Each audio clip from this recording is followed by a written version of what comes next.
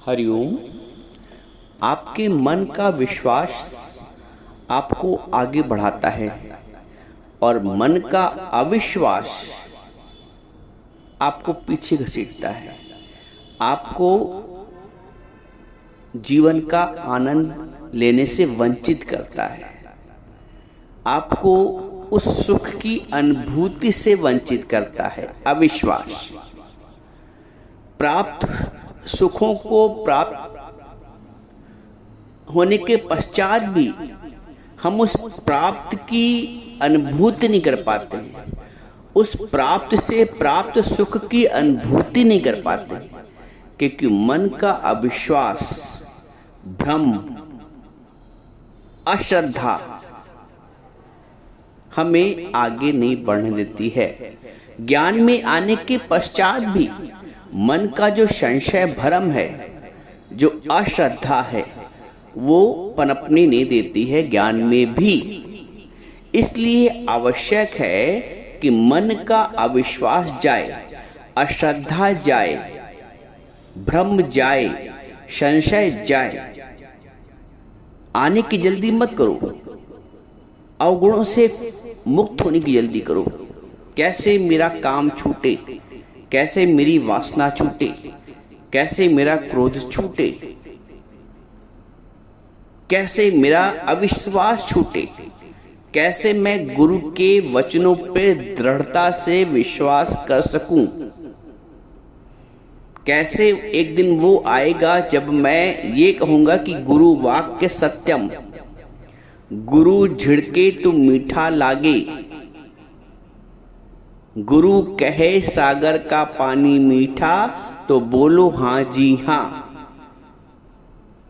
हम इतने श्रद्धावान कब होंगे? जब इतने श्रद्धावान हो जाएंगे कि गुरु ये कहता है कि सागर का पानी मीठा तो हम कहें हाँ जी हाँ। इतना बुद्धि लय हो जाए, इतना बुद्धि का समर्पण हो जाए, इतना मन का समर्पण हो जाए। इसीलिए भगवान ने अर्जुन से दूसरे ही अध्याय में मन और बुद्धि को समर्पित करने की बात कही है। मन और बुद्धि समर्पित जब तक नहीं होगा, देखो मन भी जड़ है, मैंने बहुत बार बताया है, और बुद्धि भी जड़ है। तो जड़ तत्व से, जड़ता से तुम चेतन तत्व की अनुभूति नहीं कर सकते हो। जिस तरह एक मुर्दा अनुभूति नहीं कर सकता है, एक दीवार अनुभूति नहीं कर सकती है, एक दरवाजा लकड़ी का, लोहे का कुछ अनुभूति नहीं कर सकता, क्योंकि जड़ता है उसमें। उसी तरह मन और बुद्धि भी जड़ है। हमारी गलती क्या होती है कि हम जड़ता से चेतन तत्व की अनुभूति करना चाहते हैं। हम अविश्वास के मार्ग पे चल के विश्वास का सुख लेना चाहते हैं, संभव नहीं है। हम अश्रद्धा के मार्ग पर चल के श्रद्धा रूपी आनंद का अनुभव करना चाहते हैं, संभव नहीं है। एक बार मन में दृढ़ता आ जाए, विश्वास आ जाए गुरु के वचनों के प्रति, गुरु के वाक्य को सत्य कह सके, गुरु वाक्य सत्यम। देखो जीवन बदलती है कि नहीं बदलती है? गुरु वाक्य सत्यम, वचनों को मानते ही जीवन ही बदलती है। हम जिस दिन से गुरु के वचनों को मानना आरंभ करेंगे, जिस दिन से अपनी तर्क बुद्धि, अपनी बुद्धि गुरु को अर्पित करें, गुरु को चाहिए ही, गुरु को तुम्हारे अवगुण चाहिए, गुरु को तुम्हारी नकारात्मकता चाहिए। तुम अपनी संपूर्ण नकारात्मकता गुरु को अर्पित कर दो और उसके बदले गुरु तुम्हें संपूर्ण सकारात्मकता, संपूर्ण ईश्वरत्व, संपूर्ण आनंद का मालिक बना देगा।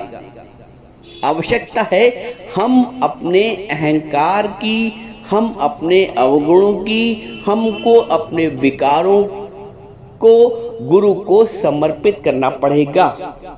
गुरु तुम मेरी गुरु को यही चाहिए, गुरु को आशीष अगर चाहिए गुरु से तो गुरु को अपना शीश दो, अहंकार का। तुम शीश देते नहीं हो और आशीष चाहिए, गुरु जी आशीर्वाद दीजिए। आशीर्वाद कैसे मिलेगा? कैसे आशीर्वाद मिलेगा? तुम कुछ समर्पण तो करो। कभी कभी हैंडपंप में पानी भरा होता है लेकिन निकलता नहीं बाहर, जो ऊपर से दो चार बाल्टी या लोटे डालो पानी, तब वो पानी फेंकता है। तो तुमको जो तुम्हारे अंदर का विकार है, जो वैक्यूम है, जो अश्रद्धा है, वो गुरु को देनी पड़ेगी। फिर अंदर से ऐसी श्रद्धा निकलेगी। आरंभ में तुम्हारा समर्पण चाहिए। गुरु ऐसा चाहिए जो कुछ ना लेवे दान, और शिष्य ऐसा चाहिए जो अर्पे तन मन प्राण। शिष्य को लिए शर्त है कि तन मन प्राण, मन से तात्पर्य मन और बुद्धि पूरा अंतःकरण हो गया, ये शिष्य को अर्पण करना आवश्यक है। अपनी तर्क से, अपनी बुद्धि से, अपनी चतुराई से चतुर्भुज नहीं मिलेगा। भोले भाव मिले रघुराई।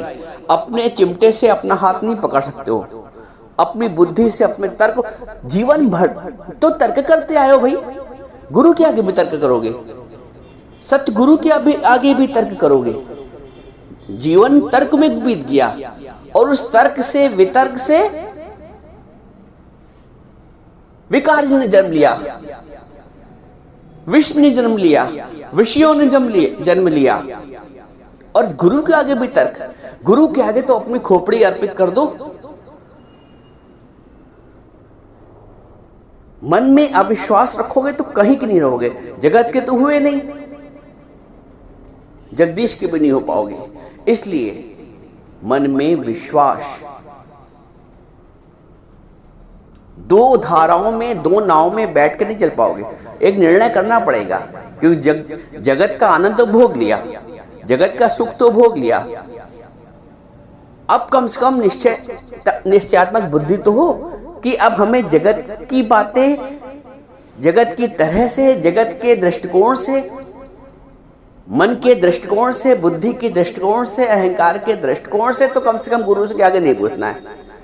गुरु के आगे तो क्योंकि गुरु के वचनों में ही कल्याण है, मानने में ही कल्याण है। आज तुम तर्क कर रहे हो, लेकिन जिस दिन तुम्हारे अंदर विश्वास आ गया उस दिन तुम्हारा जीवन बनेगा। दुविधा में दोनों गए, न माया मेली न राम। दुविधा का ही तो त्याग करना है, उस द्वंद्व का ही तो त्याग करना है। जिस दिन इतनी श्रद्धा बलवान हो जाए तुम्हारी कि गुरु कहे सागर का पानी मीठा, बोलो हाँ जी हाँ। ये एक पैमाना है, एक पैमा। तुम कहोगे हम कैसे सागर का पानी मीठा कह दें? हमारा भी तो अकल है, हमारी भी तो विवेक, हमारी तो बुद्धि है। तुम्हारी बुद्धि धरी की धरी, तुमने अपनी बुद्धि चला चला के तो ये हाल हुआ है। और यहां भी बुद्धि चलाओगे। मैंने बताया बुद्धि जड़ है, जड़ता से तुम चेतनता का अनुभव नहीं कर सकते हो। आप जो ज्ञान सुन रहे हो, यहां आए हो तो दुनिया को चरा के आए हो। दुनिया ने तुम्हें चराया है, आप तुमने दुनिया को चराया। ऐसे नहीं यहां बैठे हो तो सारे अनुभव जगत के लेके आए हो। तो अब कम से कम जगत की बातें, जगत के तौर से तो गुरु को ना देखो, गुरु को गुरु के भाव से देखो ना। जब तक गुरु को गुरु के भाव से नहीं देखोगे, कल्याण नहीं हो सकता है। गुरु का भाव ही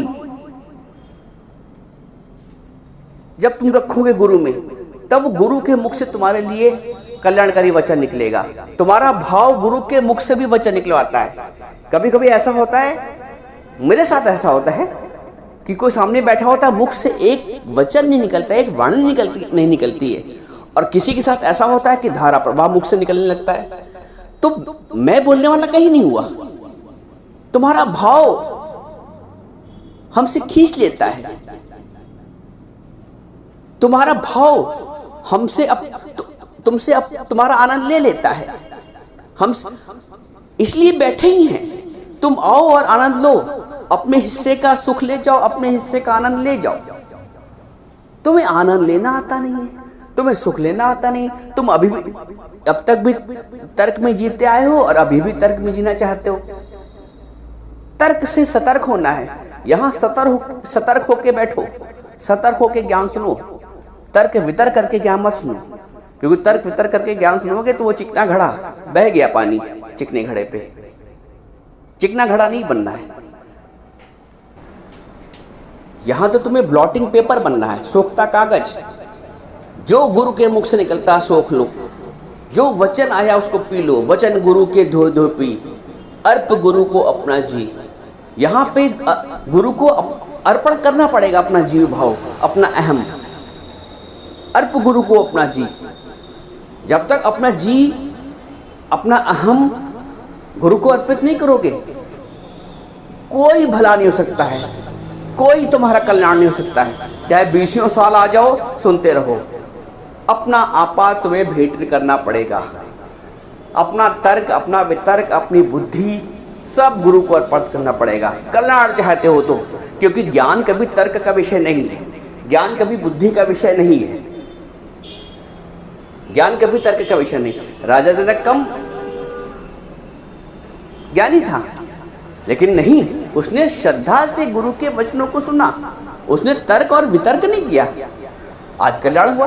अर्जुन क्या कम बुद्धिमान था, लेकिन उसने बुद्धि नहीं चलाई। अर्जुन बहुत बुद्धिमान था, लेकिन उसने अपनी बुद्धि नहीं चलाई।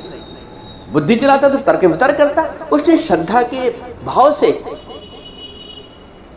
गुरु को गुरु जान के, कृष्ण को कृष्ण जान के, भगवान जान के एक एक संशय का निवारण किया। संशय का निवारण अलग बात है और तर्क और वितर्क अलग बात है। और ये बात तुम स्वयं अपने आप को चेक कर सकते हो कि हम तर्क वितर्क कर रहे हैं गुरु से कि संशय का निवारण कर रहे हैं। संशय का निवारण श्रद्धा भाव से होता है। जब तक श्रद्धा ने जन्म नहीं लिया है तब तक तुम्हारा कल्याण भी नहीं, तब तक तुम गुरु से एक शब्द भी नहीं उसका जीवन में लगा सकते हो, कल्याण ही नहीं हो सकता है। इसलिए श्रद्धा का भाव, श्रद्धा वालम लभते ज्ञानम। अगर ऐसा ना होता तो भगवान ना बोलते अर्जुन से कि लाभ उसी का है, कल्याण उसी का है जो श्रद्धावान है। श्रद्धा वालम लभते ज्ञानम, ज्ञान उसी को लभता है, ज्ञान उसी को प्राप्त होता है जो श्रद्धावान है। तर्क वाले को ज्ञान नहीं प्राप्त होता है। और तर्क करना है तो फिर जीव जगत में जाके करो। ये जो क्षेत्र है, सत्संग है, ये ज्ञान है, तर्क और वितर्क का क्षेत्र नहीं है। यहाँ तुम्हारे मन की नहीं चलेगी, यहाँ तो तुम्हें मन को भेंट करना पड़ेगा, यहाँ तो तुम्हें मन का नाश करना पड़ेगा। यहाँ तुम्हारी बुद्धि की नहीं चलेगी, यहाँ तो तुम्हें अपनी बुद्धि का नाश करना पड़ेगा। अगर बुद्धि का नाश करने के लिए तैयार हो तो ज्ञान सुनो, सत्संग सुनो और कल्याण करो। और अब बोलते हैं पूरा सतपुर भेटियाँ तब पूरी हुई युक्ति। फिर बोलते हैं हसंदिया खेलंदिया खावंदिया विच हो मुक्त। लेकिन शर्त क्या है? पूरा सतगुर भेटियाँ, अपने आप को पूरा सतगुर के हवाले करो, भेंट करो। पूरा सतगुर भेटियाँ तब पूरी हुई युक्ति। बस तुम्हारी युक्ति पूरी हो गई और तुम्हें कुछ करना ही नहीं। अपने आप को गुरु को सरेंडर करो, अपना मन बुद्धि अहंकार जीव भाव पूरा सतगुर भेटिया तब पूरी हुई युक्ति। यही युक्ति है और तुम्हें कुछ करना ही नहीं। पूरा सतगुर भेटियाँ तब पूरी हुई युक्ति। फिर बोलते हैं फिर तो हसंदिया खेलंदिया खावंदिया विचा हुए मुक्त। हंसते खेलते भी मुक्त हो जाओगे। शर्त है तुम्हें तुम्हें अपने आप को गुरु को भेंट करना पड़ेगा, तुम्हें अपने आप को गुरु के हवाले करना पड़ेगा। जिस तरह अर्जुन ने भगवान कृष्ण को किया, जिस तरह राजा जनक ने गुरु अष्टावक्र को किया, जिस तरह भगवान राम ने युग वशिष्ठ जी को किया, अपने गुरु को। परंपरा है, गुरु के आगे नतमस्तक होना पड़ता है। गुरु के आगे हम अपना अहंकार, अपना ईगो, अपना बड़ापन, अपना छोटापन, अपना ये रख के नहीं चल सकते हैं। कल्याण करना है तो झुकना पड़ेगा। झुक के ही सुराही से पानी पी पाओगे, बिना झुके सुराही में पानी नहीं पी पाओगे और प्यासे रह जाओगे। इसलिए गुरु के द्वार पे बैठना है, सुनना है तो आपको नम्रता धारण करनी पड़ेगी। यही एक पात्रता है, बाकी गुरु को तुमसे कुछ नहीं चाहिए। जिस दिन तुमने नम्रता धारण कर ली उस दिन तुम अमर हो गए।